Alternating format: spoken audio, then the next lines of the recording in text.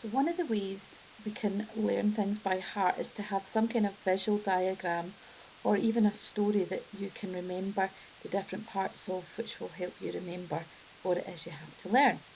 So today I'm going to tell you the story about avoir to have, the eight-legged spider. Each of the spider's legs has a name, and I'm going to introduce you to them all. So first of all we have j'ai, I have. And Mr. J. I have is married to Mrs. Tua, you have. So we've got J. I have and Tua, you have. Now, they had twins, a wee boy and a wee girl called Ela and Ella. So we've got Ela, he has, and Ella, she has.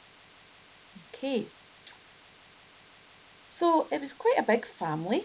And then the other side of the family, we've got the aunt and uncle. So we have the Mr. Nous avons, we have, Mrs. Vous avez, you have, and they too had twins called Ils ont and Elles ont. So that is the cousins to Ela and Ella. So let me just go through that again. We've got Mr. J. I have, who's married to Mrs. Tua, you have, who have a wee boy and a wee girl called Ela, he has, and Ella, she has. On the other side, we've got Uncle Nous avons, we have, and Auntie Vous avez, you have. And they've got their children, Ils ont and Elles ont, they have. Now there's a couple of questions that you might be asking. For example, why are there different words for you? Why have we got tu as and you have? Now you may want to pause this story a wee minute to explain why that's the case.